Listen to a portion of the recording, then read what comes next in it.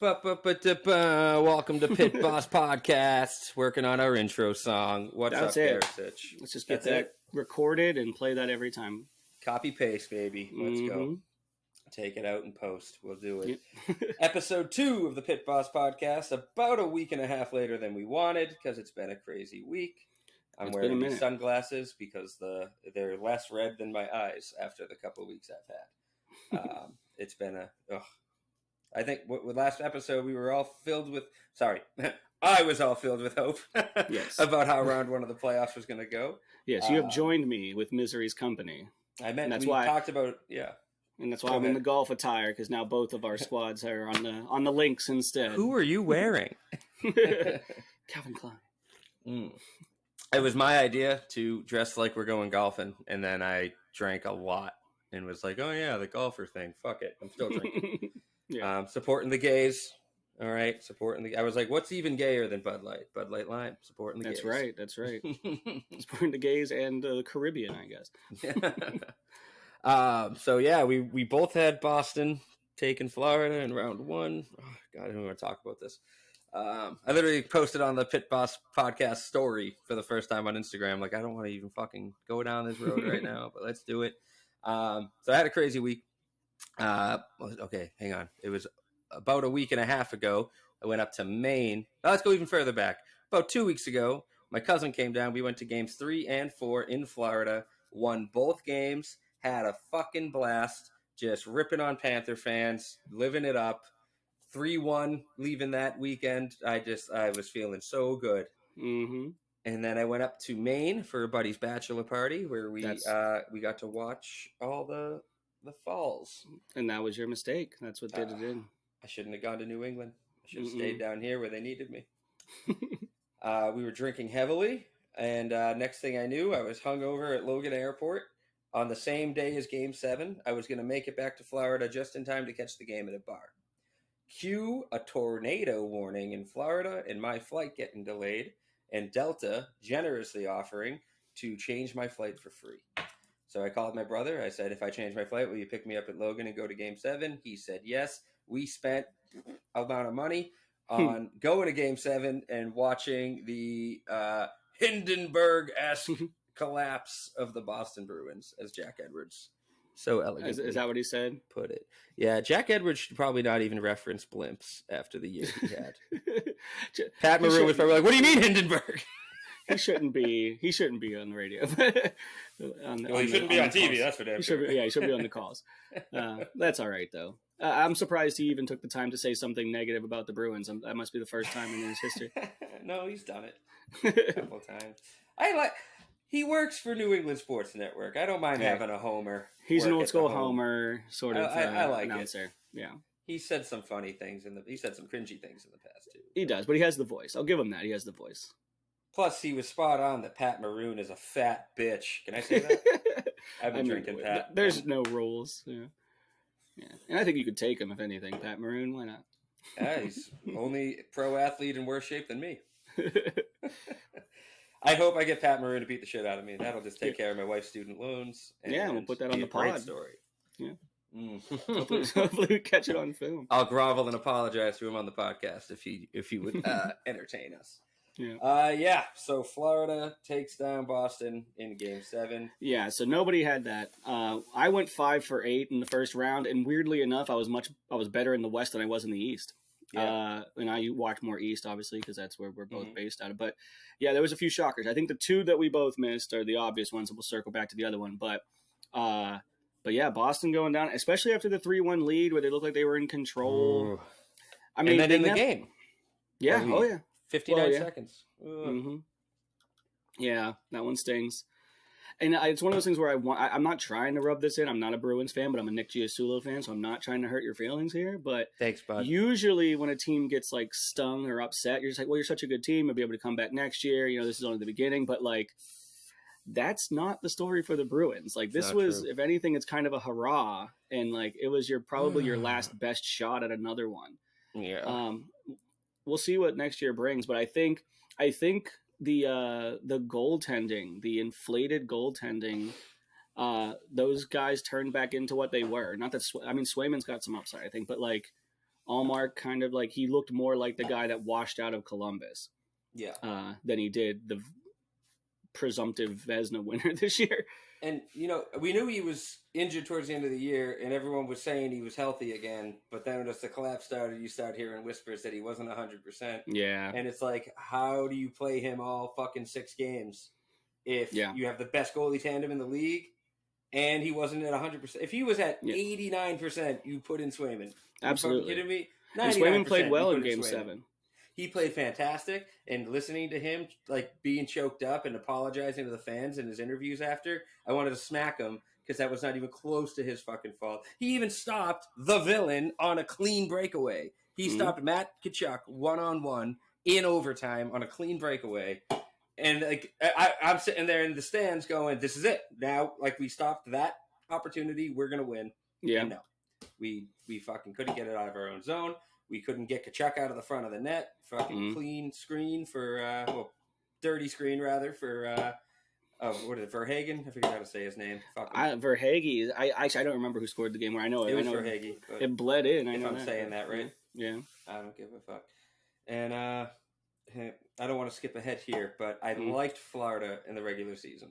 I went to a game to see Milan Lucic before he gets put out to pasture.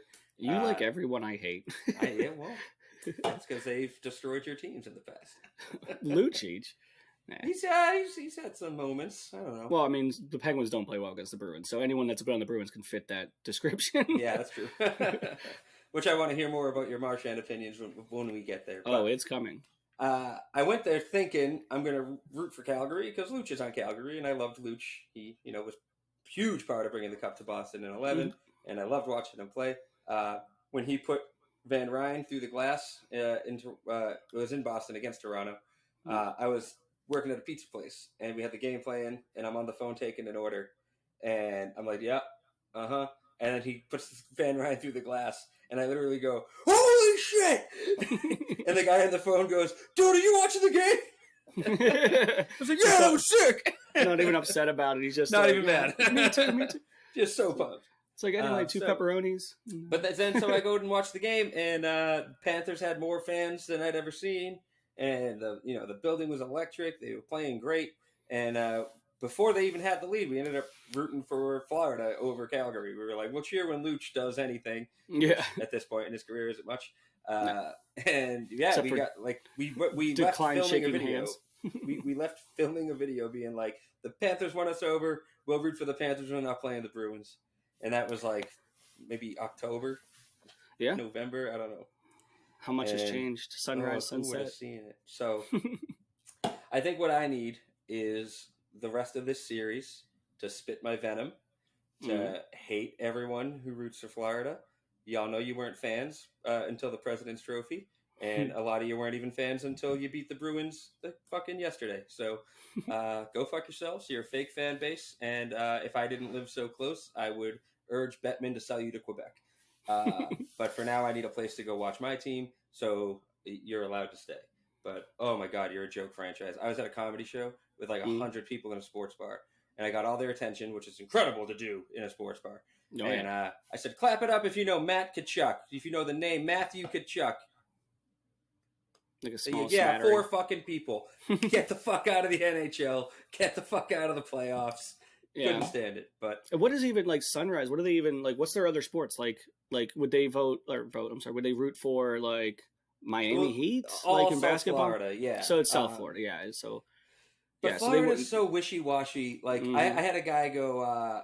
He was talking about how he loves the Panthers, and then he was like, well, we're the city of champions the last few years. And I'm like, what the fuck are you talking about? Who said this? Dude, the Lightning, the Buccaneers. I'm like, Tampa. Those are your rivals. Yeah, like, it's Tampa. Those are the teams you hate the most. You can't take credit for that. That's on the Gulf. You don't root for the Gulf if you're in Southern Florida. But when my team sucks and I have to argue with someone from Boston, I do. They don't understand. And there's so many transplants. I'm surprised there's not more freaking Mets fans down there. It's all just old people from New York. All right. So what's next? Well, I mean, do you want to linger on this? Because we're going to talk more Bruins, but do you want to linger? Well, all I'll say is I would love to see Toronto about to come back. They play tonight, I believe. Yeah, they play tonight. And that leads if that doesn't happen, that means 2 things. 1, I've had a whole playoff series to drink my feelings and move on. And two, it means it wasn't just a fluke. That's a stacked Toronto team, obviously.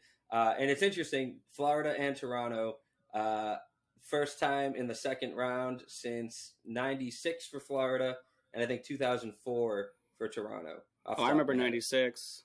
96 is they went to the finals. They went to the final. They beat the Penguins in the Eastern Conference Finals. That was the really? Lemieux. Yeah, that was like the Lemieux and Yager and Straka and that great Penguin squad. They beat them in 7 games.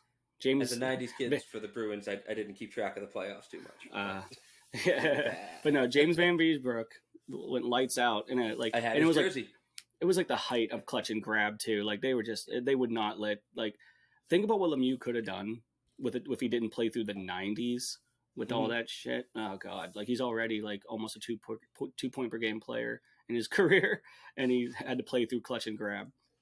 Anyway, the Leafs lose the monkey. Yeah. So that's good. I was rooting for that. So I'm happy about that. My Eastern Conference pick got eliminated, so now they're my Eastern Conference pick, and now a couple games into that series. Yeah, Toronto, but now that's not looking too great. So I was going to say, so if Florida closes the start against Toronto, the second thing that proves is that this was no fluke, and they're a very hard nosed team. And what made them beat the Bruins? All of them is like what you can say whatever you want about the goalies or whatever, or Bergeron and Krejci coming back. We all thought that was going to be a good thing, and we never won a game again. However you want to look at it, they wanted it so much more. And they wouldn't have scored that goal to tie it with 59 seconds left if they didn't want it more. If we wanted it more, we would have either suppressed it to their end or scored the empty netter. It was right there for us, and we did not want it as bad as they did. So if they can beat Toronto, I will go back to what I said I would do, and I will wear the Bruins jersey with a Panther hat, and I will root for them to take it all the way. But I'm just not ready to do it. I kind of like the Panthers. I do. This is revisionist history because they had such a bumpy regular season and they barely snuck in the playoffs. But they were supposed to be good. They won the President's Cup last year, and this year, they likely upgraded, like bringing in Kachuk and people like that. I mean, losing Uyghur proved to be something that they had to figure out down the stretch. But since February 1st, they've been one of the best teams in hockey. So. And now no one was saying this when they were going up against, Cocaine Bear, with the Bruins in the first round. No one was making these excuses to pick them. Yeah. But now that it happened, you can look back and see the breadcrumbs of how it happened, Yeah. It's there. It's a good squad. And, they've got a lot of talent. And they're 1 year removed from a very impressive roster. And it's, it arguably was improved. So, yeah, really no surprises. The only surprise that they did it to the team that they did it to, who was legendarily great. But there was already whispers of the President curse, and now that it's written in history, it's not all that surprising. But to live through it was surprising and fucking heartbreaking, kid. Mm-hmm. So what else happened in the East? We got the Devils found their game after going down 0-2. They looked dead in the water. They looked like they were kids playing with with men. They shouldn't have been there. And talk what you want about coaching. Coaching's more important in basketball. That's probably true. Coaching's more important in baseball. That's probably true because they actually have more hands on the game. But football for sure. Yeah, but Lindy Ruff won that series for the Devils. Plain and simple. In 2 games, they were washed off the ice at home. And then they go on to win 4 out of 5 against the Rangers. Against the Rangers, go out to win 4 out of 5, and convincingly. In Game 7, they were never even in it. Yeah, was it 4-0? 4-0, and Jacob Trouba made the only highlight for the Rangers, and it was on a legitimate, it was a legitimate hit, but god damn it, Jacob Trouba, he's just allowed to just operate with impunity. He's a nice guy. No, he's not. He has no regard for anyone on the ice. He's just he's just a bad person, and he gets to because he wears. Is he modern day Scott Stevens? Is that what we're looking at? So that was what was ironic about that hit was all the Devils fans and outrage. And I'm just you in this Scott Stevens. I'm just you. Everyone else can be he shouldn't have done that, but you guys don't get to because you've defended this savagery for an entire this for game 20 is so seasons. Soft now, dude. These players never would have survived with Scott Stevens. Yeah. Oh, what are you doing? You can't hit our guy with his eyes down over the middle, taking a 3-on-none. I like Trouba's game.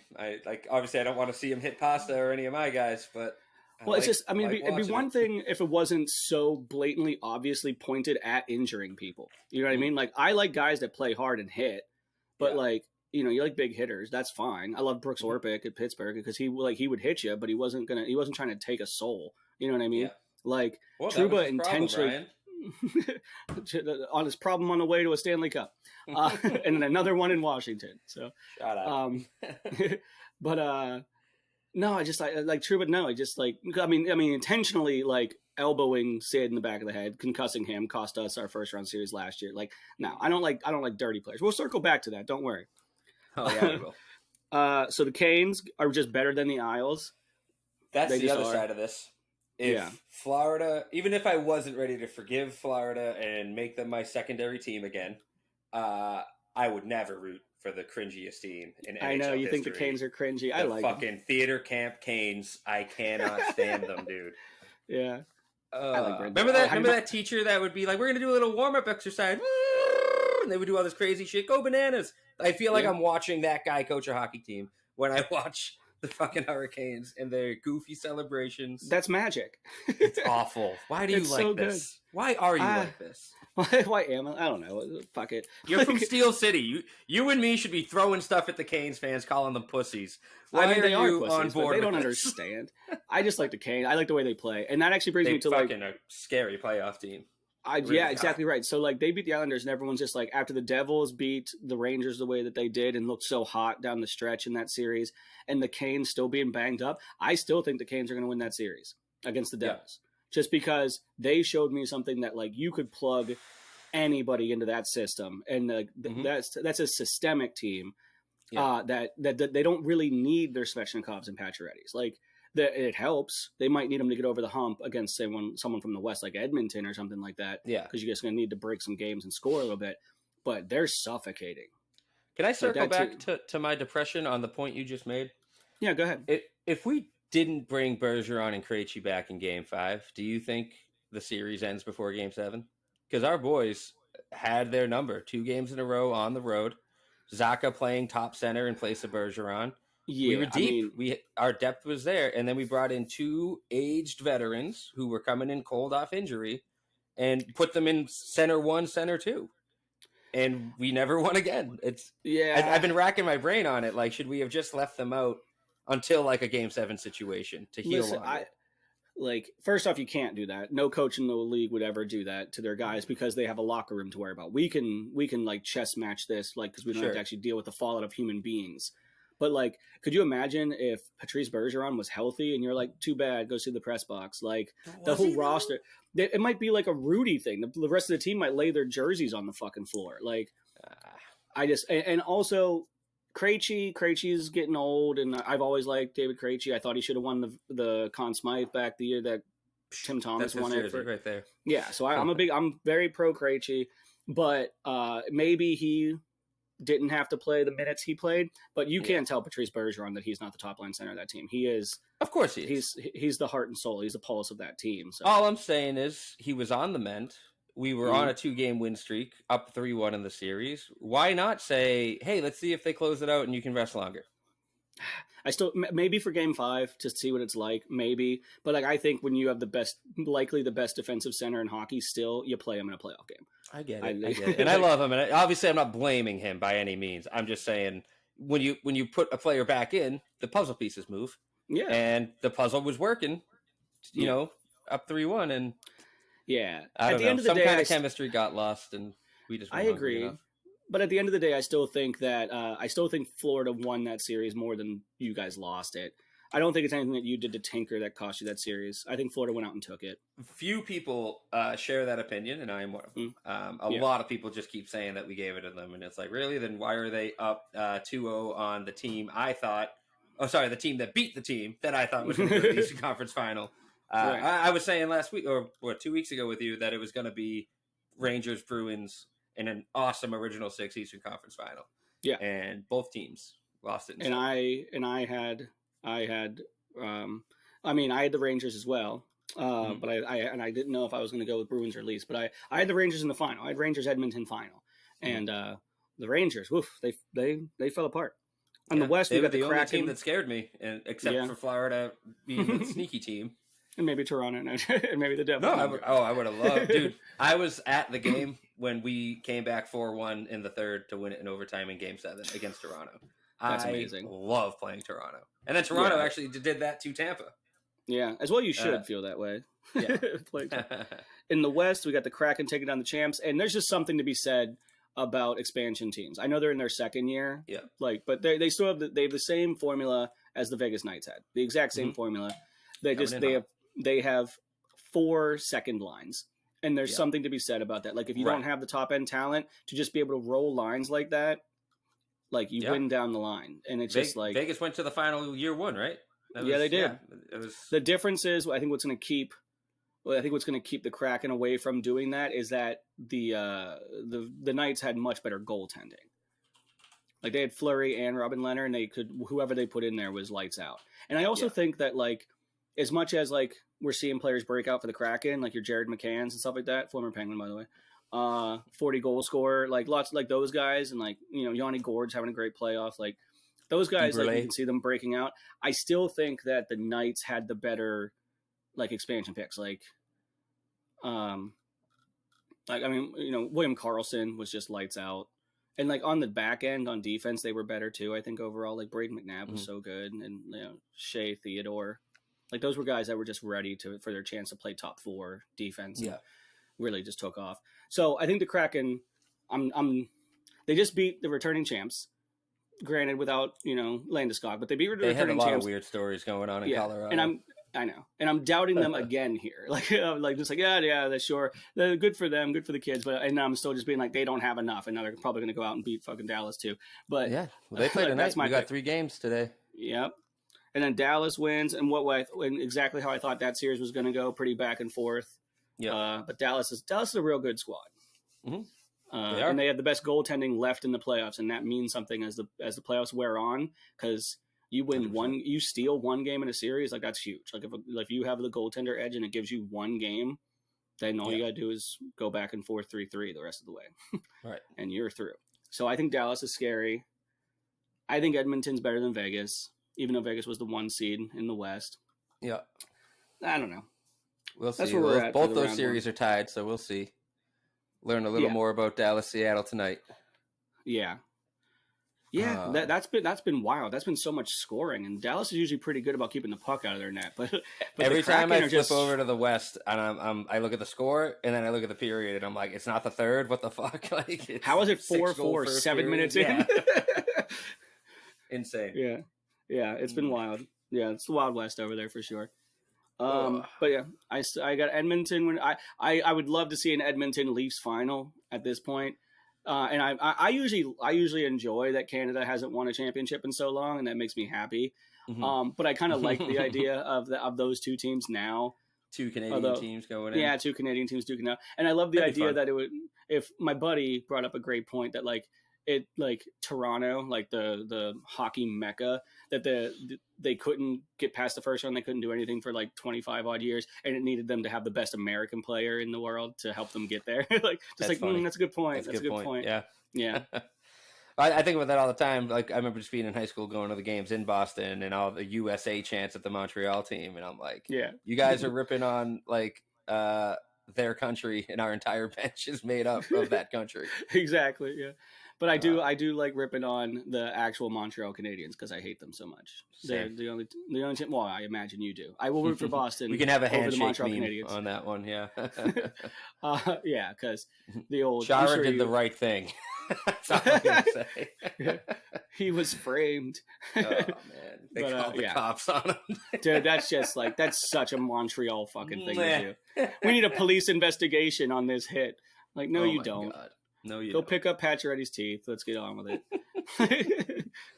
If Chara didn't do that, they wouldn't have the bubble glass. All right, so you're all welcome. All right? Everyone since has been fortunate for that. All right. So where does that take us to? Are we done recapping? Well, so what we're going to talk about next, we're going to compare the villains of Boston and Florida. Yes. I skipped ahead and already said that if Florida can move on, I'm gonna root for them to take it all the way. I've always been of the mindset that if my team gets knocked out, I want that team that beat us to go on and win it all. Takes a little bit of the sting out, you know. But I could not stand Matthew Tkachuk that whole series, obviously, because that's what players like him and Marchand do to you. They make you crawl in your skin and want to physically assault them. And he did that very fucking well, and he's a piece of shit. Which led to the question: who would you rather? Oh, sorry. Who is worse on ice, Matthew Tkachuk or Brad Marchand? Very excited for you to answer first. Go ahead. Oh, you want me to go first? Okay. So the fact that you refer to them both as pieces of shit is disrespectful to Matthew Tkachuk and also to pieces of shit.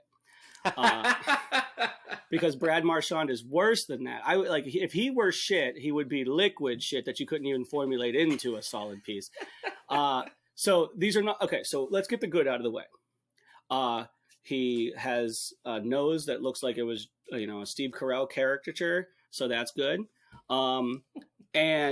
But for real good, he is a good player. Let's be honest. Like, I hate him so much, but every time I check the score sheet for Boston, he's on it. And he's scoring big goals. He plays shorthanded. All the stuff's good. So the point that some people try to make is like, right, is like, you want this guy on your team. And there are certain things about him that I would want on my team, but I will take other players than Brad Marchand. And here's all the reasons why. He's a cheap shotting, dirty sack of shit. And I hate him so much, right? So let's count the ways. And you want to try to compare this to Matthew Tkachuk, and good luck after you hear this rap sheet, his criminal charges. He has 8 suspensions.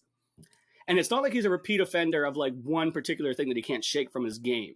He has a smattering, a plethora of his utility belt is vast. I'm just right? hearing that he's versatile. He has elbowing suspensions. He has slew foot suspensions. He has sucker punch suspensions. He's got high sticking suspensions. He's got 5 fines, right? 5 different separate occasions where he was fined, not the suspendable offenses. Those were different situations. So that's 13 total charges in his career, starting with his rookie season and as recent as last year. So it's a pattern of behavior. And then beyond that, it's not even just that he's the most suspended player in the history of the game, right? So the dirtiest player, you can say, right? It's how creative he is too. It's the other weird shit on top of the finable and suspendable activities. Yes, put your fucking tongue away, Michael Jordan. Like, what are you doing? Like, he's licking people. I remember the game, Tristan Jarry in Boston made a save and tried to flip the puck into the stands to give it to a fan. And he fucking tomahawk chopped the stick of Tristan Jarry, didn't let him do it. He's trying to give it to his fans. It's not even in Pittsburgh. It's in Boston. He's like, no. It's like, he's damaged. He's psychologically damaged, right?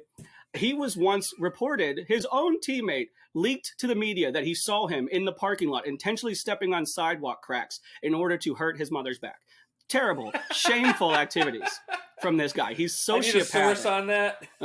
It was leaked. It's just, I saw it on QAnon. 4chan. But really at the end of the day, why I hate Brad Marchand the most is how he makes me feel about myself. The things he makes me know about me. Because if someone were to take off their skate Happy Gilmore style and stab him on the ice, my only question would be like, what took so long? Like, how has this not already happened? If he were to get hit and like cave in his head and shit his pants and die on the ice, and I mean this sincerely, unfortunately, I would have to call in work for a week because I would just be late watching the video over and over and over again. Like, that is how I feel about Brad Marchand. No, I do not want him on my team. Oh, wow. No, Matthew Tkachuk, go ahead. Matthew Tkachuk said some mean things during a chirp. You go ahead and make those comparisons. No, hang on. First of all, I was only looking in the window of this series, all right? Why are you bringing up old shit? That's my question. Why are you bringing up old shit, all right?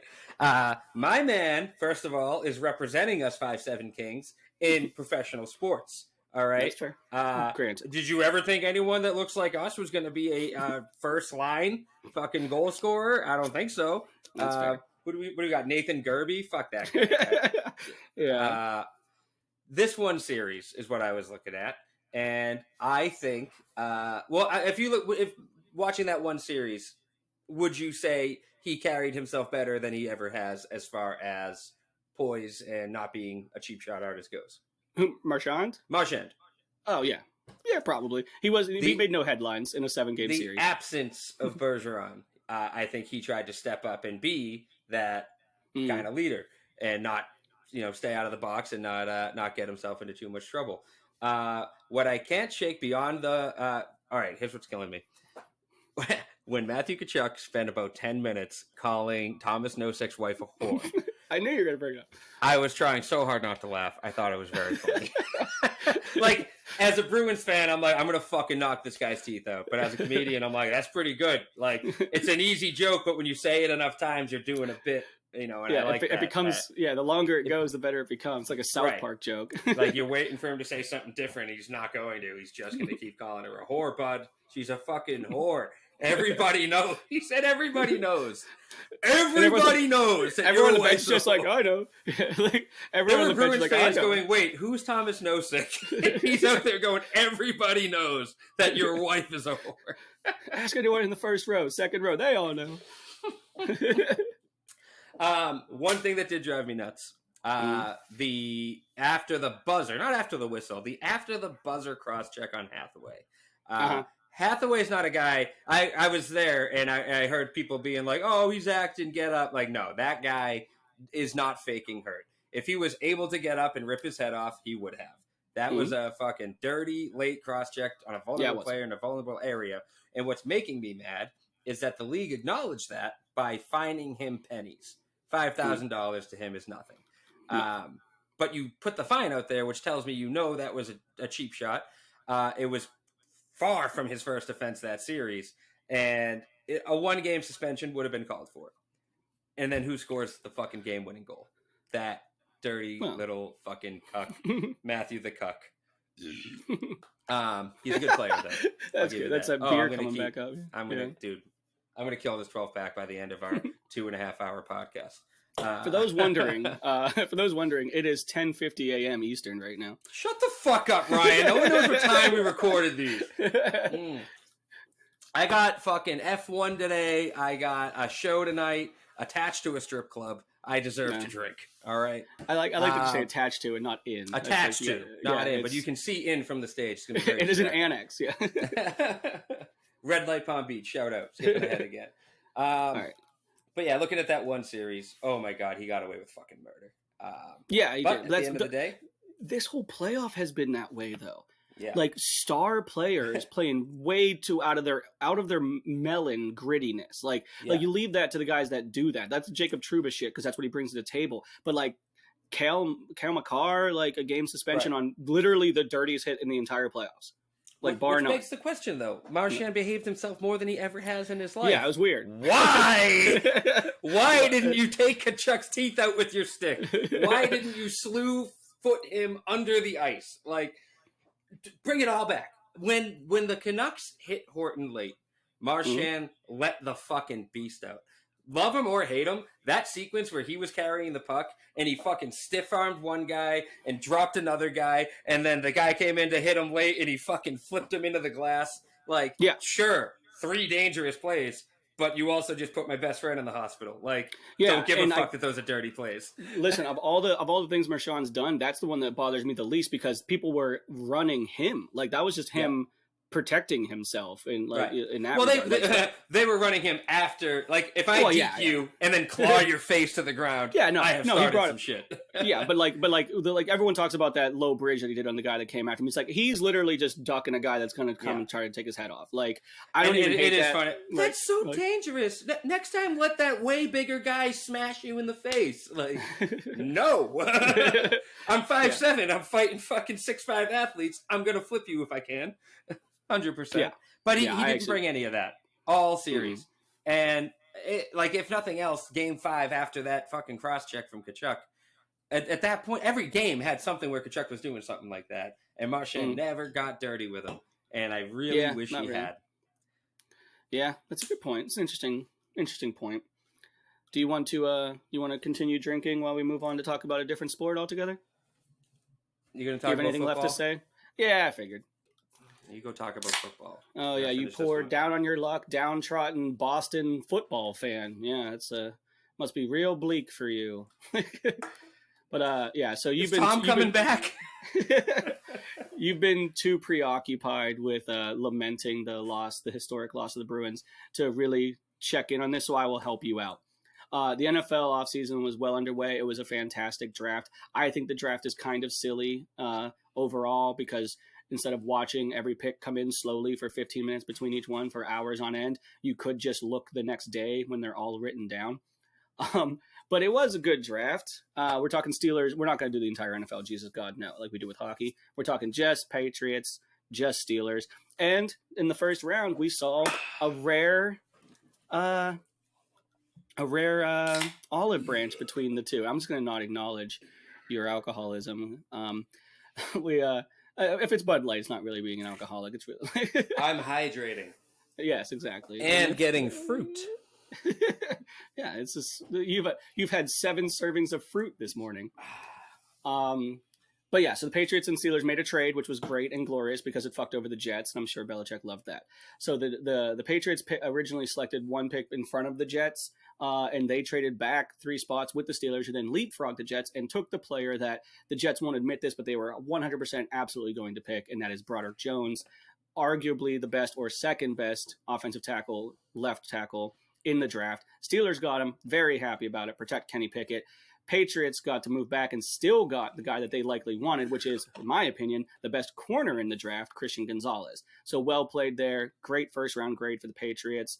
Unbelievable value. They were thinking he was going to go in the top 10. You got him at 17. Like that's, or no, you moved back even more. I think you got him later. I don't remember exactly. I think 17 was the number in my brief research that I retained out of. So that's what, because that was the pick the Steelers originally had was 17. So that checks out. And then moving forward, I don't remember many of the Patriots' later round picks because I wasn't paying as close attention to your team. I know you got some offensive line depth. I know you got a linebacker or an edge rusher that looks like that you could have some upside. Yeah, I think in the second round you went edge rusher. Can't remember who it was. But for the Steelers, to complete what I thought was a fantastic offseason in Omar Khan's first offseason and total control of the team, got Broderick Jones and then Joey Porter Jr. So there's a legacy coming back to Pittsburgh, right? Joey Porter's son should be starting outside cornerback game 1 of the season for the Steelers. Yeah. And then, they got a defensive lineman from Wisconsin, Keanu Benton. He's the question mark in the first 2 rounds for me. Because the other picks I think are great.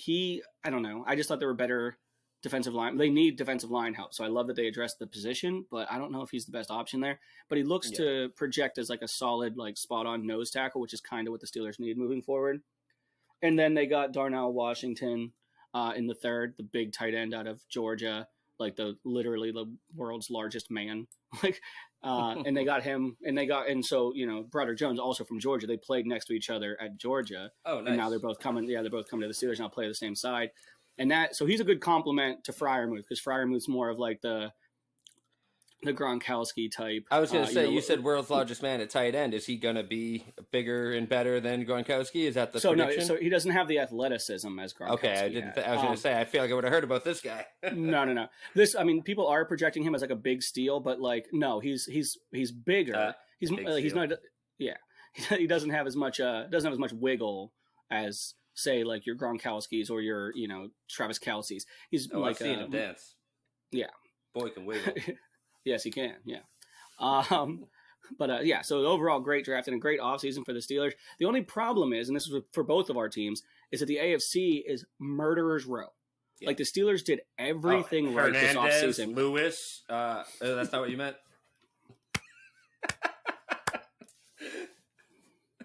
That's brilliant. Thank you. I have my moments. You do. That was a good one. This is why they let you keep telling jokes. It's all I'm willing to work on.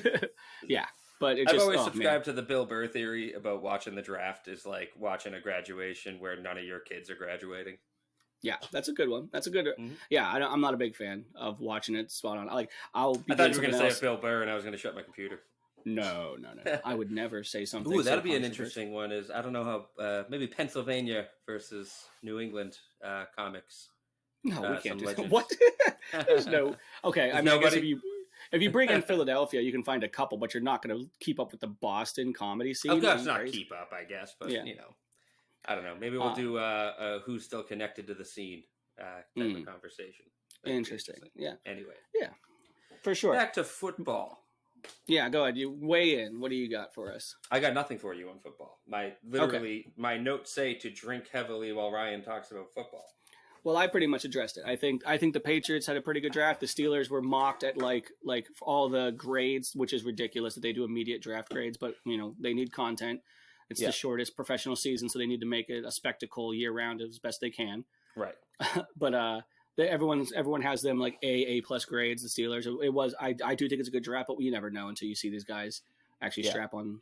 I hear Boston guys complain about the draft every single year, and then I just wait a few weeks, and then they're like, "Oh my god, that guy's great!" Like we're just haters, dude. We're haters until we see the results. I mean, it's better than being a Cowboy fan where they're lovers until they see the result. Like they're the worst. Every time America's team, yeah, 15-1 this year. I do think they'll lose that one game. Oh my god, it's like yeah, okay. I like that we did a Northeast accent for the Dallas fans. That's exactly. Have you ever been to Dallas? That's exactly how they sound. Is it now? Yeehaw! Yeah. Yeehaw, motherfucker! Fucking Northeast Cowboys, love it. Yeah, so I like watching football. I get into it. Obviously, as a Pats fan, I've got to enjoy some crazy moments. But it's not something I'm keen on until it's on in front of me, And when the story is building, I'll jump on and I'll make sure I watch all the playoffs and stuff. But just getting into the off season, not like the Bruins are the only ones I do get into the off season stuff because that's my like diehard fan team, Sure. I say that, but I threw the shirt I was wearing on the streets of Boston, and I left the hat I was wearing on a fire hydrant after Game 7. Not to say that I'm not a fan anymore, just I never want to wear the clothes I was wearing when that collapse happened. Those are cursed. Those are cursed articles of clothing. It was either I leave them there or I throw them out after the flight. And frankly, if I brought them on the flight, who knows if the plane would have made it. So I left them in Boston. But as we discussed, MMA is the other sport I watch closely. Right. And this is where I have very little vested interest, but I also have nothing to drink. So I'm just going to sit here and stare blankly at you. Smoke a joint or something? Or... no, I'll keep it brief. One reason I'm a big fan of MMA, I am a Barica, Massachusetts boy. We are about 40 minutes north of Boston. Nothing to say about it. It's just a suburb of Boston, man. Barica gonna brick you. Yeah. Oh, Bricka is how we pronounce it. Bricka. Although the new nickname is Pill Ricka, which is sad.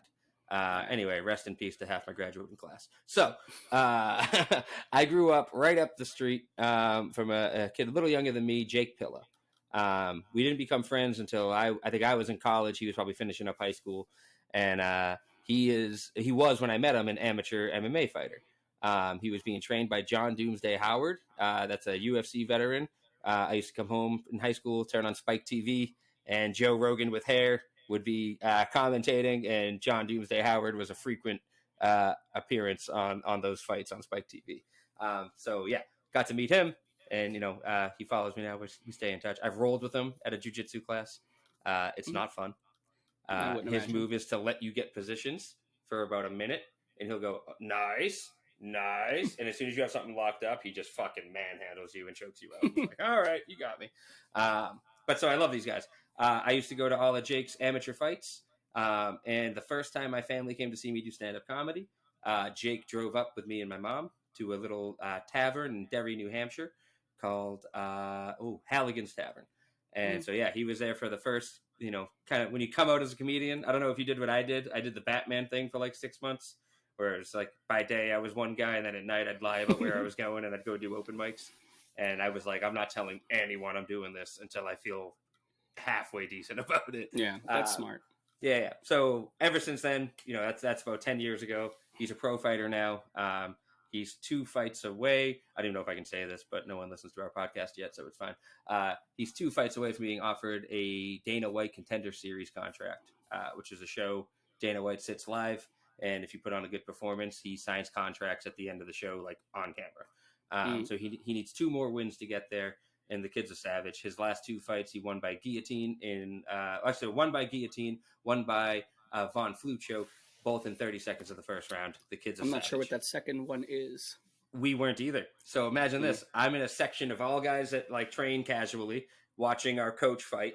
And he goes for a takedown. The other kid goes for a guillotine. So if you and I know you're newer to MMA, but picture that kid on his back trying to choke him out like this with Jake on top. Jake gets his legs out, so he's kind of in side control, but he still looks like he's stuck in the guillotine. We all think he's just trying to pop his head out so he can be on top and rain down damage. Before he pops his head out, the ref stops the fight.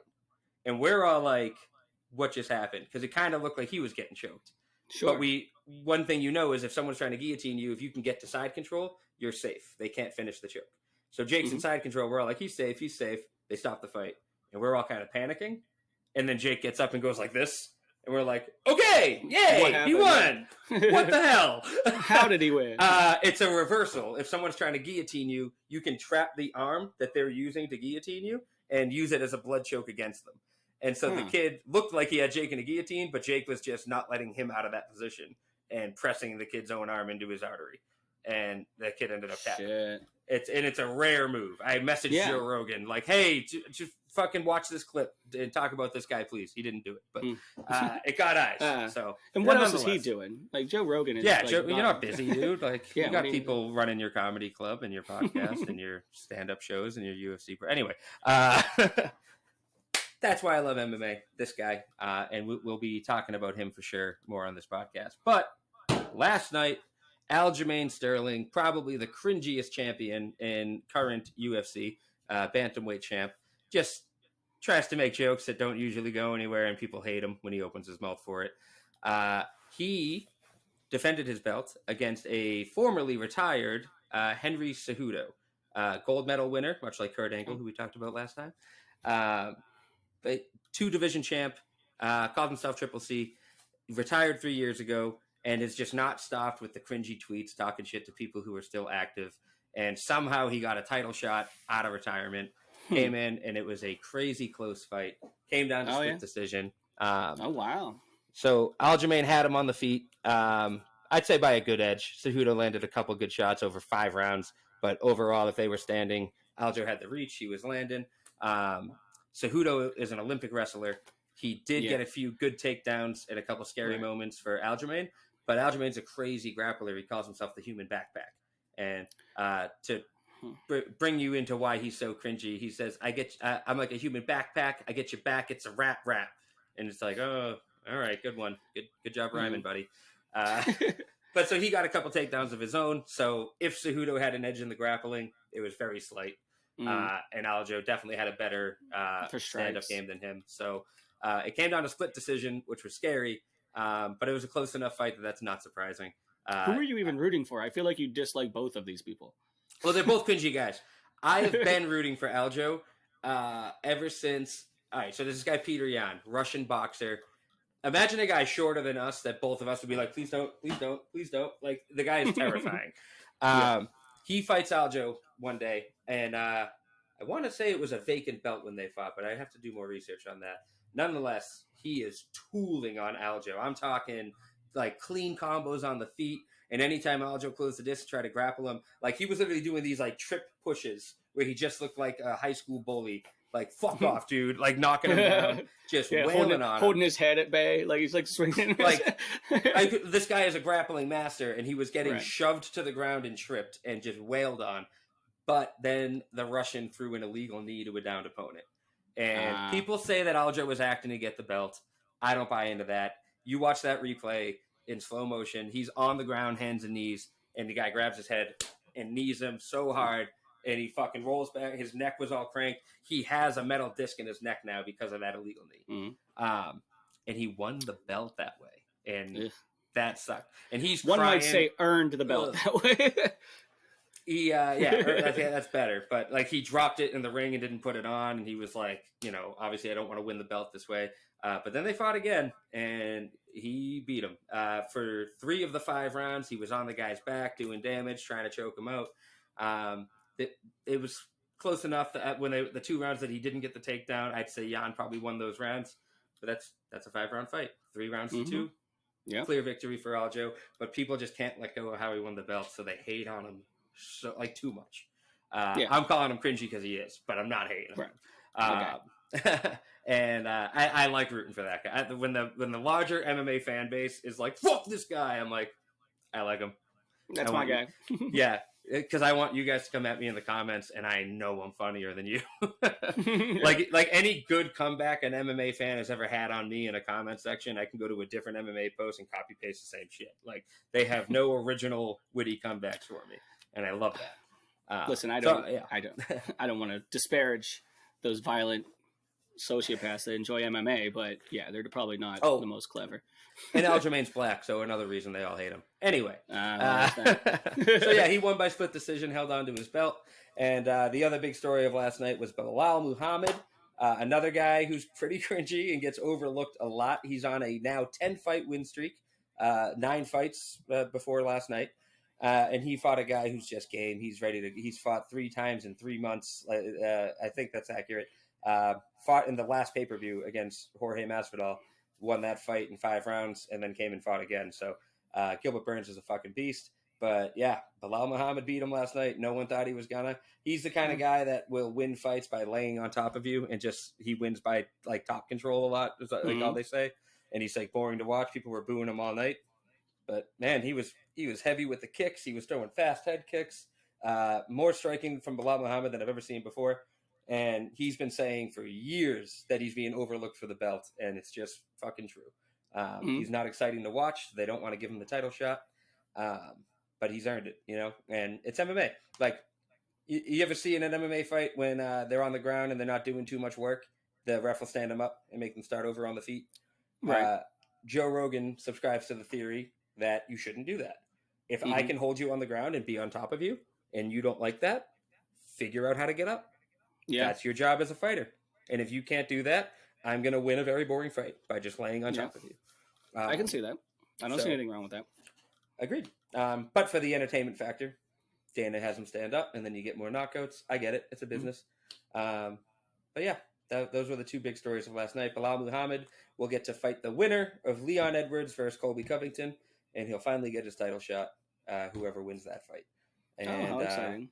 Yeah. And so boxing usually it's like 6 months in between bouts. But what's the fastest turnaround for MMA? Because I mean, if anything, it's more violent. There's more injuries. Yeah. So like, what do we look at there usually? That's why I want to not disparage Gilbert Burns, who lost to Belal Muhammad last night. He fought last month in a 5-round war against George Masvidal, and that is crazy. And everyone in the UFC knows that's crazy. And Masvidal is like, that's a name I know even. He's so that's a violent man. That's a scrapper. Yeah. With that said, he's aged. He retired after that fight. He's definitely slower. Burns looked incredible against him. And Joe Rogan was even saying in the commentary last night, this does not look like the same Gilbert Burns. So Gilbert's last 2 fights, Masvidal a month ago, a fucking 25-minute battle. And then like maybe 2 months before that, he fought the guy everyone doesn't want to fight right now. This just crazy wrestler, Khamzat Chimaev. And did he win or did he? I think he lost by a close decision in that one. But this was a guy that had eaten all his opponents in minutes in the first round, and they went 25 minutes, and he put damage on him. But I do think Chimaev won that fight. I should have wrote that down, as I knew I was going to talk about Gilbert Burns. But I'll get better at the organization. As you can see, I'm not as clean-cut as Ryan Garris is. That's okay. I'm wearing a sweater vest, Nicholas. I can't be out here making a damn fool. Yeah. Well, first of all, have you been on a golf course? All right, I've seen you guys in sweater vests shotgun and beers, dog. I'll shotgun one right now. Go get a beer. I'm just kidding. No, I won't. I'm not goading you. Put away your ego. I got to do it right now. Strip club. You saying I can't do it? Let's go, dog. I just talked about MMA for 5 minutes. I'm ready to fucking go. I watched MMA last night, dude. I got testosterone coursing through my veins. So yeah, that was UFC last night, and then the other sport I'm excited about today. Hang on. Yes. There we go. Red Bull. Real quick, this hat. I'm excited for energy drinks. We have an F1 race about an hour and a half from my house today. I'm trying to weigh in my head about if I could get down there and fuck around in the entryway, but probably not worth it because I got to get back down here for a show. Anywho, got into F1 this last year, went to the race in Austin, Texas last season. We are in a new season now. And this guy, Sergio Perez, Checo is his nickname. You can see the Mexican flag embedded in the rim of my hat for him. Very cool hat. Got to show that up. It is a cool hat. I love this guy. He is the second seat for Red Bull. And are you zero info on F1 right now? Like you're more or less, but I understand racing to an extent. So yeah, Okay. like I know a pole position, all the lingo I'll be fine with. Cool. Just the names, no sir. All right. Well, so you got teams and it's 2 drivers per team. Yeah. And Red Bull is the most dominant team right now, for sure. Mm-hmm. What's exciting this year is Sergio Perez, the second driver for Red Bull, is the nicest guy in the fucking game. Everyone loves and respects him. And his teammate, the most dominant racer today, Max Verstappen, is a fucking douchebag. I'll give you 2 examples of him being a fucking cunt teammate. I don't know if I can say that, but I did. He's we'll awful. Fix it in post. No, we won't. I'm going to make this the clip. And I'm not going to... thumbnail. I'm not going to write Hunt, all right? I'm going to write it. I'm going to write it in bold, capital letters, and I'm going to tag Max Verstappen in it. So when you're racing on a team, the controllers will give you orders that they want you to carry out for the team. On multiple occasions, Sergio has let Max pass because he has a better pace going, and it's good for the team. So he lets him pass. Well, flash forward to a race, flash back to a race about a year ago. Sergio had the better pace, and Max was supposed to let him pass. The team told him to let him pass, and Max blocked him. And then you could hear the clip of him talking to the team, going, "I already told you guys, you don't tell me to let him pass. I'm not going to do that. Do not ask me again." And then Sergio was on the horn going like, "Hey, what the hell just happened? I thought he was letting me pass." And they were like, "Yeah, he's not letting you pass. Sorry, man." And he was just like, "It's fine. That just speaks to his character and who he is." And so that was like a clip that went viral. Everyone was like, "Ooh, fucking teammate drama. I love it." Yeah. That was one example. The most recent example, Cal Naughton Jr. and exactly, yeah. If I slingshot you, how am I going to win? That's Max Verstappen. He's a fucking douche, dude. And he's already won the Drivers' Cup last year. He's got all these accolades. He's the most fucking dominant racer today, and he's still going out of his way to to not help his teammate ever when his teammate has helped him accomplish all this stuff. And a lot of people subscribe to well, it's a fucking race, and it's like, yeah, I get that, but. If he's done this for you multiple times and you won't do it once, you're a prick. Right. And that's what it comes down to. There's no defense for that. There absolutely is not. And so recently, Sergio was dominating a race this season. And Max, to his credit, came from the back of the pack starting. He had a penalty during qualifying, so he had to start in the back.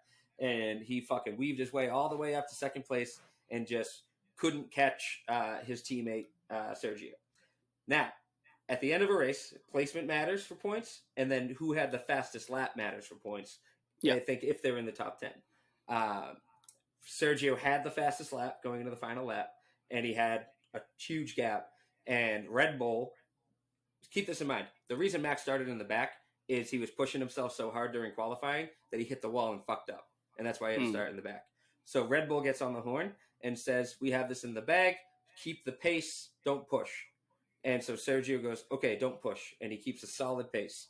Max goes, and you hear this. Max goes, "Who has fastest lap right now?" Team goes, "We're not worried about that right now." He goes, "Well, I am." And that was the end of their conversation. Verstappen took the fastest lap on the final lap. And when you see them all celebrating, Sergio thinks he has fastest lap, and then they're talking, and he sees on the fucking screen Verstappen fastest lap, and he goes, "Didn't they tell you to keep pace too?" And he goes, "Well, they did, but it was the last lap." And you see Sergio go, "Oh," and walk away fuck this guy, dude. Fucking hate this guy. So, wow. Here we are today. They're racing in Miami at 3:30. Max has 2 wins on the season. Sergio has 2 wins on the season. Everyone's counting Sergio out of the Drivers' Cup. They think it's a lock for Max Verstappen, which it might be, probably is. He's the most dominant racer today. But they're only 5 points apart on the Drivers' Cup, and I know Perez is so sick of his shit. Here's what's exciting. Today's race, Sergio starts in the 1st position.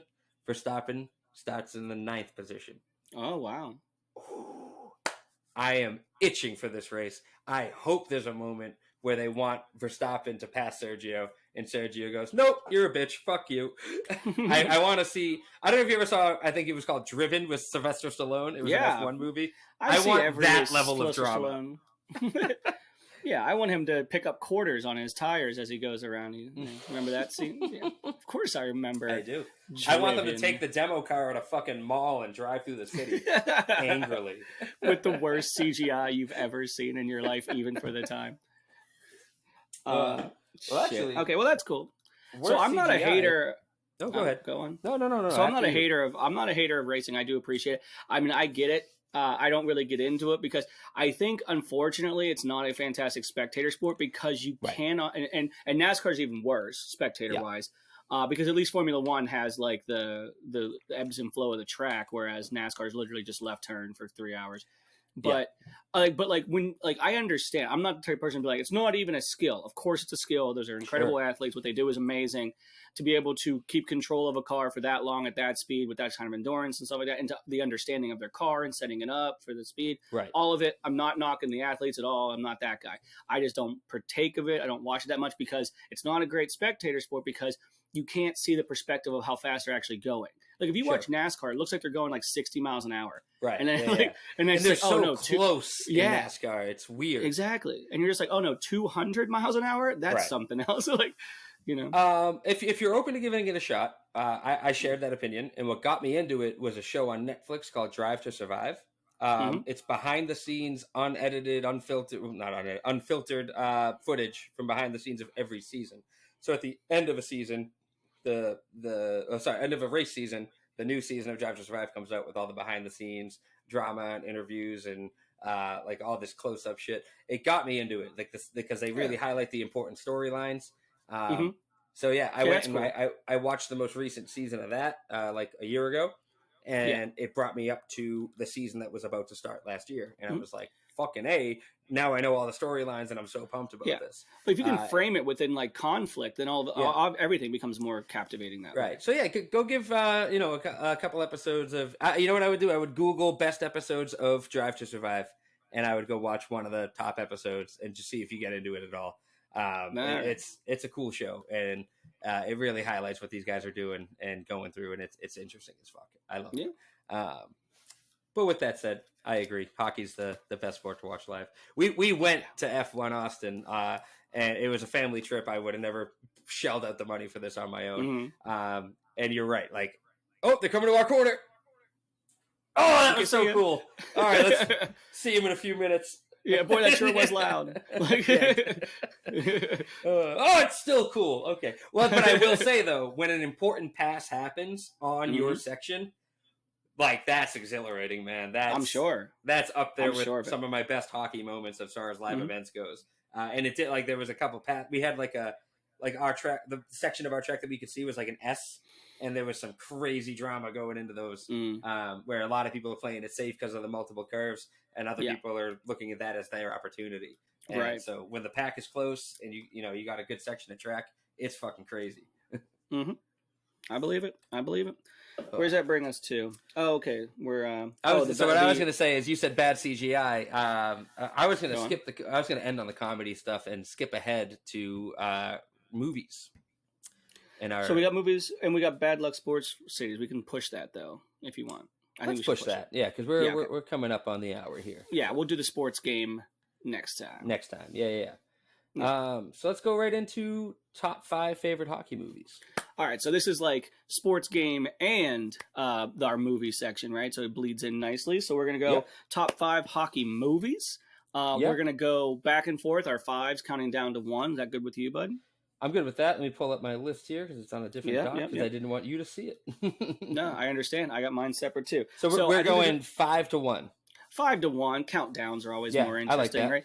Now, we're obviously going to have some overlap here. I imagine like somebody's 2 is going to be somebody's 4. And like, there's only like 8 legitimately decent hockey movies. So there's going to be some overlap here. We're going to run through them and then we'll talk. Sure. I'm in. You want to go first? I would love to start. My number 5 is Goon. My number 5 is also Goon. How funny is that? There we go. And the fist is appropriate for that movie. At number 4, I didn't... Listen, if I had separated them, I'd have Mighty Ducks on here 3 times. So my number 4 is the Mighty Ducks franchise. If you're going to make me pick one, I'm going number 2. But I didn't want Mighty Ducks being in multiple spots. we're going to open up the Mighty Ducks conversation for a minute because I think that's interesting about which one's better, 1 and 2, and I think there's an interesting thing there. And 3. So nah, never mind. My number 4 is Mystery Alaska. My number 3 is Mystery Alaska. My number 3 is the Mighty Ducks. All right, this is a very similar list. I have a feeling we might have the same 1 and 2. Let's see if they're in the same order. What's your number 2? My number 2 is Miracle. My number 2 is Slapshot. So your number 1 is Miracle? My number 1 is Miracle. My number 1 is Slapshot. All right. Mainly because it's the first time I saw tits. But so it has an important meaning for you. I just thought I will quote the Hanson brothers every hockey game I go to. I was that torn. Movie. I don't blame you for being torn, and it really comes down to what you appreciate more. They're very different movies. You can't compare one to the other directly. It's a ridiculous conversation to have. They had very different goals, very different vibes, and it makes sense that they're the top 2. On a different day where I wasn't binge drinking at 10 a.m., maybe I would have said Miracle is a lot better of a biopic. Yeah. And then let's talk 5, right? So 5 Doom, we're in agreement there. I think that movie's actually like a little bit underrated as like a legitimate character study. Like it's like a pretty good, thoughtful film. And you're not expecting Stifler to provide that for you, but he does a very nice job of it. It was great. And Jay Baruchel being the loudmouth friend was the perfect balance between those. Oh, yeah, for sure. Let me ask you this before we dive deeper into the list. What's your number 6 if you had to? Like what got left off your list? Discounting all the rest of the Mighty Ducks. Right, if you're not including the other Mighty Ducks. So like Youngblood with Rob Lowe. Youngblood was on my maybes, but Genius. And then did you ever see Genius? No. As a kid? I've not seen it. It was I want to say it was a Disney Channel original movie. That checks out, yeah. But it was like our age, we would have saw it as like middle school, high school kids. Right. Yeah, that was like that's what I was like. That's the maybe for me. We had all 5 of the same movies, right? We didn't miss a single one. Yeah, that's all right. So that's the list. I think anything after number 5 is I've heard people try to throw in like Happy Gilmore. I'm like, Happy Gilmore's a golf movie, like right. It's and I have it as an honorable mention. It belongs. It deserves to be mentioned at this juncture. That one scene on the ice rink. Probably one of the best hockey scenes ever. Don't you ever touch my puck. Oh, Coach, you didn't say my name. Oh, Gilmore, well, I called your name, didn't I? Yeah. No, that wasn't very nice. I love that movie so much. I can't even put into words. But that's a golf movie. But it's not a hockey movie. Yeah, I agree. Yeah. That's crazy. We had all 5 of the same. Mystery Alaska, I'm so happy was on your It's so list. good. It's a great fucking movie, dude. It's just that's Albert just a crowd Brooks, pleaser. And I'm reaching here. Who is the star of that movie? I'm blanking. It's Russell Crowe. Russell Crowe, thank you. Yes. Yeah. But Albert Brooks was the mayor, and his wife bangs the hot-headed I don't know, we know what to call him, the fucking douchebag of the town. Yeah, there's a lot of good cast in that movie, but I haven't seen it in years. I'm actually blanking on who else is in it, but there's a lot. Right. I remember the cameos more than anything else. Like Mike Myers is brilliant in the small part he is, and I love that. I love with the in between the intermissions, like how his opinion changes so drastically, and he just says it with the exact same sincerity, and it underlines how ridiculous like sports talk is all the time, just like. And how slavish they are to like the moment, which is like, wow, they really can pull this off. And then the second image, like they're done like dinner. They never really had a chance. Like, completely like oblivious to the irony of the 2 different statements he's made. Oh man, I forget who it was, but the guy that was their big guy, and he's like, I remember he's like sizing up one of the New York Rangers, and he's bigger than him. And then a big New York Ranger walks by, and he's like, oh fuck. Yeah, but he has one line. Next time, send a bigger one. And I love that. I love that one. Yeah. He's in a lot of things. He's in one of the X-Men movies. He's in a bunch of stuff. Yeah. That's a really, just all the way through, that's a solid movie. It's great. And then we got Mighty Ducks. Okay, so Mighty Ducks.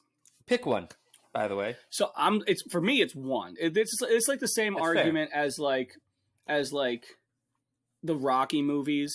The same argument where it's just like, in my opinion, like the first one is the clear-cut best sincere film, right? Yeah. But then D2 is so much more fun because they bring in all the extra characters. Knuckle puck. Yes, exactly. So like as a kid, number two is like, holy shit, this is the one. But like when you go back and watch them, you're like, okay, no, actually having the Emilio Estevez storyline, like the shit Right. actually makes sense. Like Um, the first one's the best movie, but the I agree. second one was my favorite growing up too because I love That's the extra why it's characters. on my list.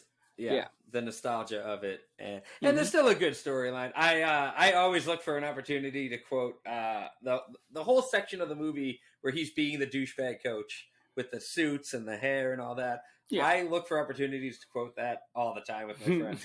Like somebody slicks their hair back. Was it raining outside? Like I love it. Yeah. Oh man, yeah, that's a great Absolute movie. blast. Absolute Yeah. blast. Second one's fun. And the first one. I mean, I love those movies. Those movies were so important to me. The Ducks are still my favorite hockey team in the NHL for that reason. Damn. Like, without question, they're my second favorite team. When the Penguins are out, I root Ducks. Wow. I stopped sure. after the jersey changed. I went, all right, fuck you guys. You forgot I'm where still you in on came from. That's how I feel. Well, it doesn't help that I'm also a huge Paul Kariya and Teemu Selanne stan. Oh, Like I love both those guys. So yeah. rest in peace, I think. I mean, Scott Stevens tried bringing it back to that sack of shit to Paul really Kariya. My brother sent me a post the other day, and it was a headline about like international conflict with Korea, and it was like the U.S. is sending troops to the northern border of South Korea, and somebody said, put it in hockey terms, and it said 03 Scott Stevens is going to hang around the neutral zone in case Paul Kariya comes through. Dude, that's my favorite goal call in the history of sports, besides the number one movie I have on here. But like when Kariya got knocked out of that game by that fucking by the Scott Stevens cheap shot, and it was a cheap shot. Even by those standards, it should have been. Even back then, he's 5 steps away from the puck at that point. Yeah. But like just completely knocked out cold, comes back, which would never happen again. He'd have been done. Like he'd be in concussion protocol. 100%. Come out and score the off the floor on the board, Paul Kariya. That's the best goal call. Like I get chills thinking about it, and that's not even like yeah. Oh man, yeah, good stuff. Good stuff. Anyway, where we at? Speaking of best Mighty goal Ducks. call, well, here's where we will separate. This is where we differ. We can talk, but not even. Miracle first. I would even put a asterisk 1-2 because one's a comedy, one's a family, almost historical film. 1A, 1B. And honestly, Miracle probably deserves the number one. If I'm being honest, Slapshot's a blast, and it's original, and it holds up over time. It does still hold up. Still so funny. It's hysterical, and that's a testament for sure. Mm-hmm. But as far as comedy, comedy movies from way back does not when, age well. No, it does not. I mean, think about movies from that era that are still good. Caddyshack and like even Animal House, which I love, has not aged as well as like Caddyshack and Slapshot has. A lot of jokes you're not allowed to laugh at. Yeah. But so Miracle is probably the more important film of the two, but Slapshot is just a timeless fucking blast. It is. I'll never if 2 other people are down, I'll never not dress like the Hanson brothers. Not even for a hockey game. Whatever you guys want to go do as the Hanson brothers, I'm in. Yeah, they have some roots in the Pittsburgh area because Johnstown is where the team was based on, right? So there's some cool stuff there. They're a lot of fun. Like they'll do like Pittsburgh radio sometimes. Well, at least the one does. He'll like jump on Pittsburgh sports radio and he interviews. Very smart guy, really articulate. Talks about making of that movie and stuff like that. Really, really. Yeah. You wouldn't guess it, but he's like really. And what's funny is like they weren't like the tough guy goons. They were like skilled players. But like for the movie, because they were actual hockey players, they made them like the fucking the bruisers. Yeah. Yeah. I love it. But yeah. But Miracle. Okay, so Miracle. I think Miracle is a top 3 sports movie of all time. I think it might be the greatest sports story of all time, underdog story at least, 100%. Like a true story, like a true sports story. It's up there. Yeah, I mean, I wasn't alive for it, and I know it well. No, and there's a lot of people that agree with that, And when people try to bring up like important sports moments from before you were born, sometimes it's hard to engage with that, just because you're like, yeah, all right, old man, I get it, Not with Miracle. There's politics involved, and there's there's American history there that's so much more important than the Olympics themselves.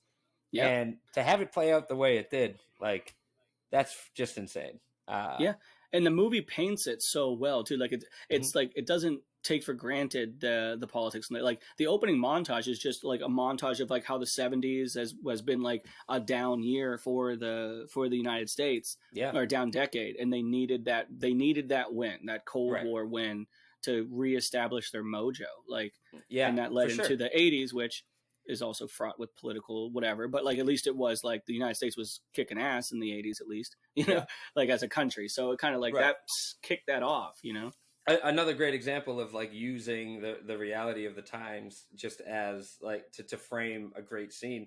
A very mundane scene of the assistant coach talking to the doctor about what Herb Brooks is like, and the whole conversation takes place in a very long line waiting for gasoline, and it's like miles long, it seems, and there's a gas shortage, and it just really frames the times. But they're just sitting in the car, like they're not mad about the gas. They're not even talking. Yeah, it's because it's their lives. This is what you do. You sit here and you wait for your turn.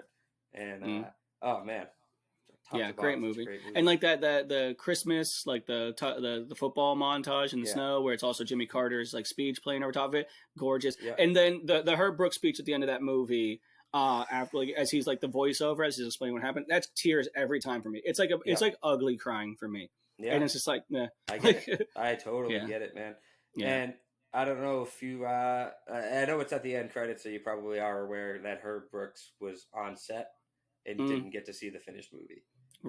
Passed away. And Herb Brooks also has Pittsburgh roots as well. Herb Brooks coached in Pittsburgh. Like, I did not know like that. He was Herb Brooks was for a few years was the Penguins coach. That's another reason I love the movie, is the Boston roots, with the a lot of guys from Boston and Minnesota, and a lot of those guys. I played youth hockey in New England. Jimmy Craig lived down the street from my grandma. Like these guys were around the scene, you know, and that's just so fucking cool. Like my dad talks to Mike Eruzione, and I love that. Like, that is something.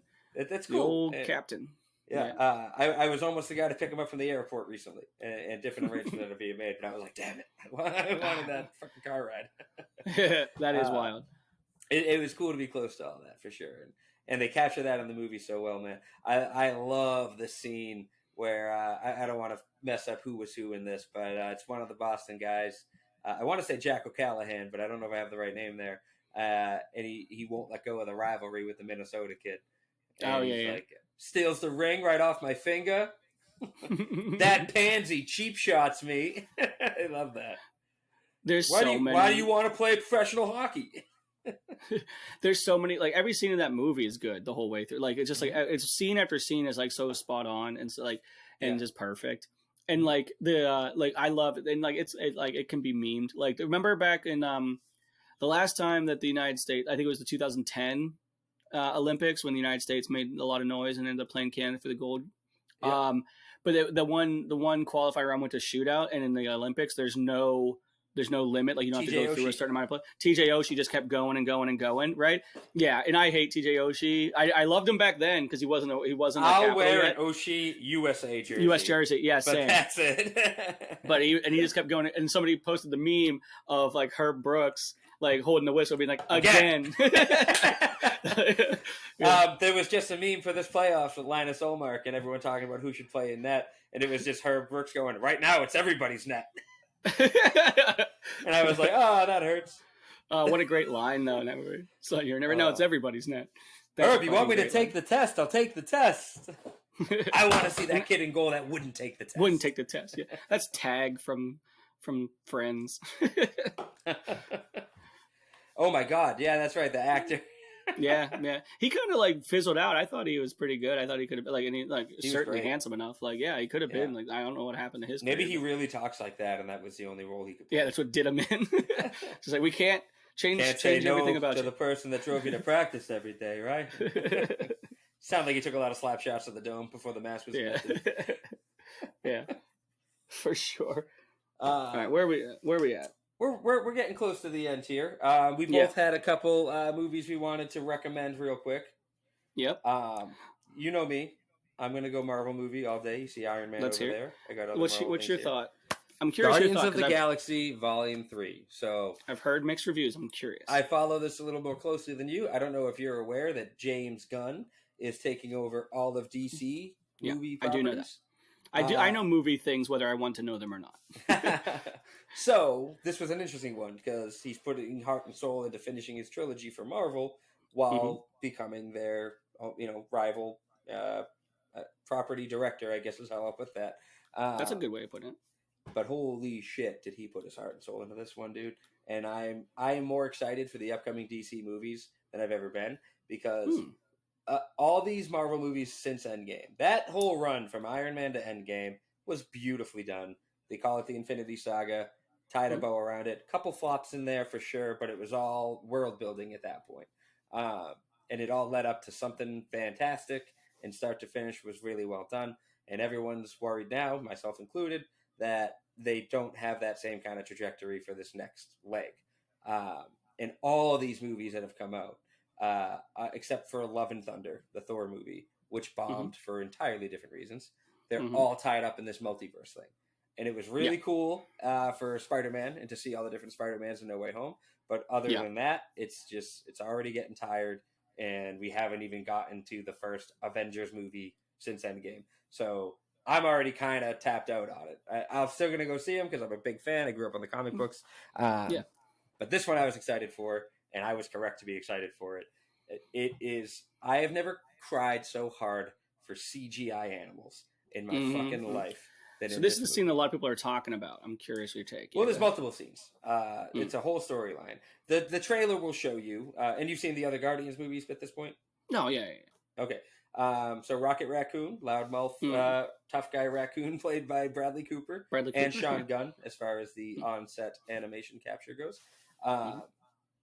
Yeah, we get his backstory. And it shows you in the trailer a hand reaching for a baby raccoon that is clearly just a baby raccoon, not a highly intelligent, superhero type thing.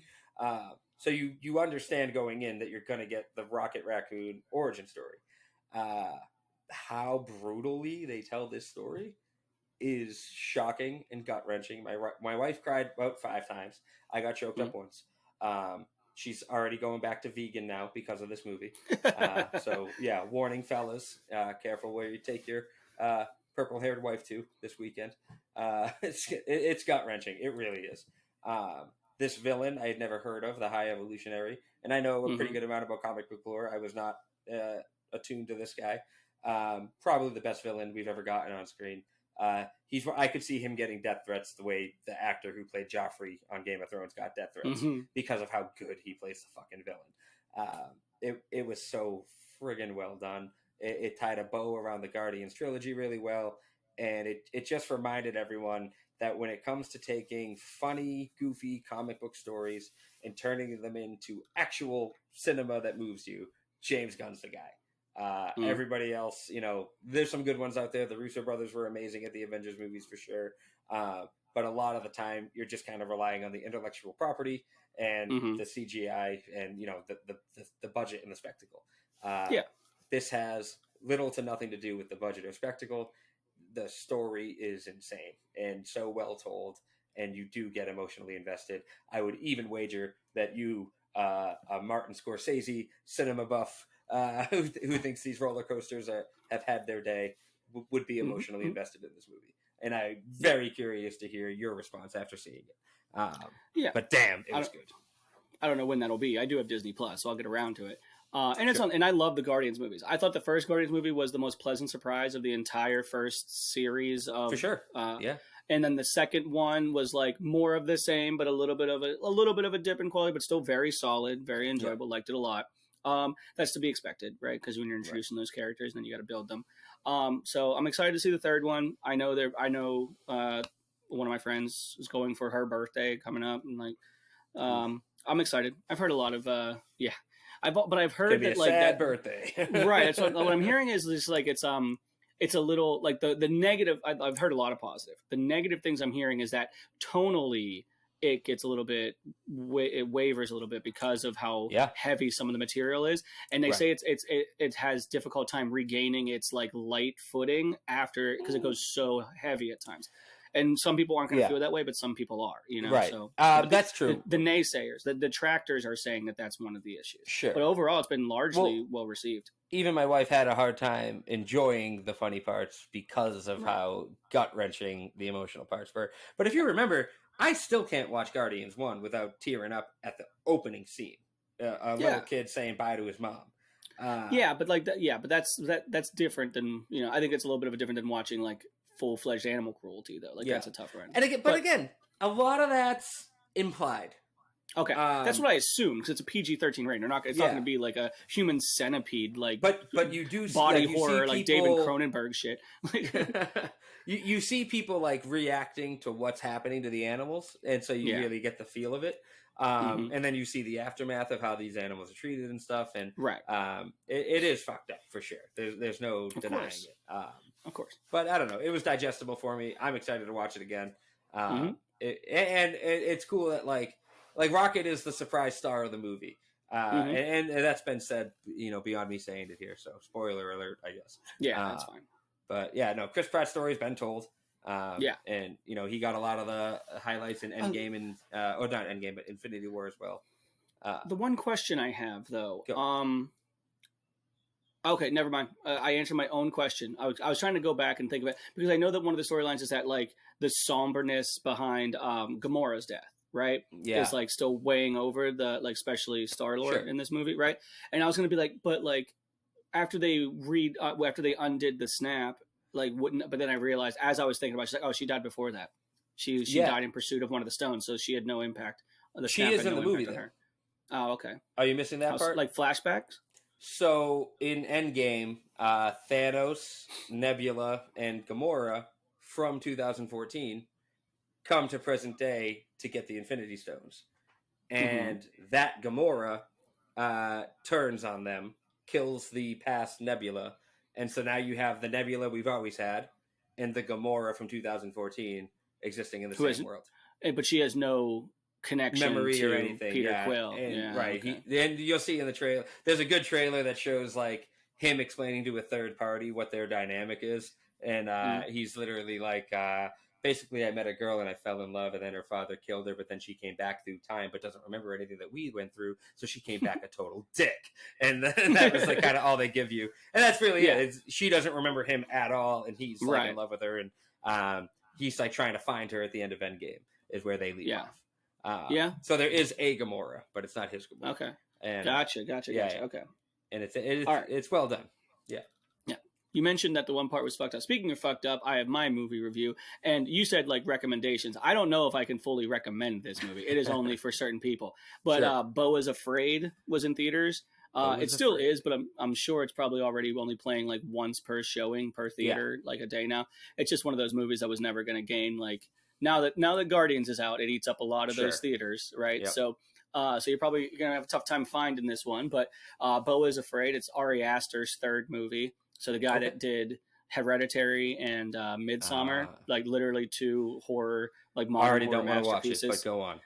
But it's not a horror movie, right? That's so that he went with something else, and like they had a tough time, like in production, like when you're reading about things, like I am, like ahead of time, trying to figure out, like pin down what type of movie this is, like genre wise, even. And after seeing it, it's a comedy. Like at the end of the day, this is a comedy. Like it's a drama at sorts, and like it's also kind of creepy at times. But like this is a comedy. It's like a pitch black comedy, but it's comedy nonetheless. It's almost impossible to pull a movie like this off, and some people are going to say that they didn't pull it off. I think they did, but it's also a really hard recommend. Basically, plot wise, which is secondary to what's going on in the movie anyway. But plot wise, is that Beau, played by Joaquin Phoenix, who is predictably marvelous. Sure.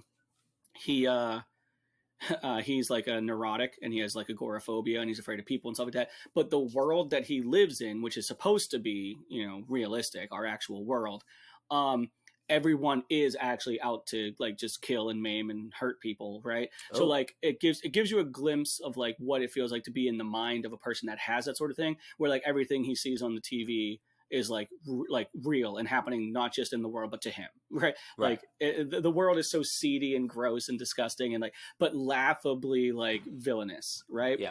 Like literally every time he walks out of his house, there's like M13 running around, like fucking stabbing people with screwdrivers and shit. And he has to run everywhere he's going. It's like this horrifying hellscape. Okay. But like, so they never give you any respite from that though. They never like give you like, they never pull back and be like, oh, this is what it's actually like. This is just what he's perceiving. You're just left in that world with him being like, no, this is just the reality of this is life. Yeah. Like, right. This is life. And then it also turns into, but the whole thing is about him venturing back to, he has to visit his mom who had passed away. He has to go back home, and it's all about his odyssey getting there. And it gets very convoluted and very deep. And it ends up feeling like a Charlie Kaufman movie. Like, I'm thinking of Ending Things, or like Schenectady, New York, like those type of movies, which Schenectady, New York is like one of my favorite movies ever made. Okay. But it's also like the biggest head trip you'll ever watch. Yeah. And Beau is Afraid is cut from that same cloth. It's in that vein. And there's going to be a lot of people that are turned off by it. And the 3-hour runtime doesn't help, because it will feel like a chore. Don't give me that look like you don't watch 4-hour-long Marvel movies. Well, those are fun. You're just like, hey, you want to be sad and scared for 3 hours? The good news is that if you go into it with the right mindset, and I think you would, because you're a comedian, so you naturally find humor in things. Yeah. If you go in under the mindset that the movie's trying to be like incredibly dark funny, you'll laugh and laugh and laugh. Yeah. But like, it was also awkward in the theater because you could tell only half of the audience was getting that, and the other half was not seeing the humor. Yeah. And so you would hear like just and again, I saw this movie in a giant theater that probably sits 250 people with like 12 other people. You know what I mean? It's not exactly a packed house. So you just hear this like smattering of giggles, and then like people being like, what are you laughing at? This is funny enough devastating. That's kind of my seat and Vic's seat during Guardians 3, where it's like when the bad guy would get his, and I'd be like, ha ha ha, she'd still be crying, and I'm like, but come on. You're missing. It's good now. Comeuppance. Yeah. But it's Beau was Afraid. It's a recommend if you're into this, if you're into like highfalutin cinema and some art house shit, and you want to feel weird about stuff for 3 hours. Like, then I couldn't recommend it more. But if you're looking for a romp and a good time, you're gonna be like, that movie was weird as fuck, and it wasn't. I'll go back to Slapshot if I want that. So. Yeah, exactly. So there's that. Where's that leave us? Well, we are at the hour and 30-minute mark again. I don't know. I felt like we brought way less to it this time, and we still hit it. What are you gonna do? So I say quick plugs, and I'll save my hilarious South Florida drama story for next time. All right. We're I'm hosting an open mic tomorrow. Hell yeah. Me too. Hosting an open mic tomorrow. I got some things in the works for like coming up for the summer, like May in the summer, but nothing. Are you running this mic, or are you hosting for somebody? It's a co-host situation. Like cool. The host covers half, I cover the other half. Should be fun. Cool, man. What about you? What do you got going? You got some? Well, I'm hosting Uncle Mick's every Monday in Jupiter, Florida. So yeah, if you ever come visit, we'll hit Uncle Mick's for sure. Tonight, by the time this posts, I will already be done with my show at Red Light Palm Beach. I do have a few shows this month, but every show I have right now is leading towards Mic Drop San Diego on June 11th. All of these shows are practice. I'm freaking out more than I need to, and I can't wait. Headline in my first club, Mic Drop San Diego, June 11th. So, every show I'm doing leading up to that is practice for that. That's the eye of the prize right now. All right. Well, it's very exciting. Fun talking with you as always. I hate but love that we keep hitting an hour and a half without trying to. A lot of people who have a podcast together are probably jealous that we're doing that, where you and me are like, how the fuck do we shave this down to 45 minutes? Because I'm not going to sit through editing. So enjoy this on YouTube, nerds. Yeah, not that kind of editing. Yeah, anyway, fuck Brad Marchand, and you have a good one. And Brad Marchand's the best. And so wait, at the end of the day, who is you want to win the Stanley Cup right now? Probably Toronto. I think it's fun to be part of that story. I jumped on the Chicago Cubs bandwagon when they made their run in 16. I could or 16 or 17. I could jump on this bandwagon to see it happen for them. You seeing whoever wins that series right now is who I want to win the whole thing. Either Toronto licks my wound and I get to go ha to the Panthers, or the Panthers prove they're not a fluke and I live here. I'm going to go watch some of the games and yeah. they will be my number 2 team again. Yeah, I just got to get. I live in the pain. DC. I don't. I live in DC. I don't get to do Yeah, I that's can root like for me the moving to home team. Montreal. Yeah, no, yeah. You can't do Yeah, that. you can't do it. Yeah. All right. Well, good talking to you as always. Pit Bod Podcast, episode 2 in the books, and we'll see you guys next time. All right, we'll see you.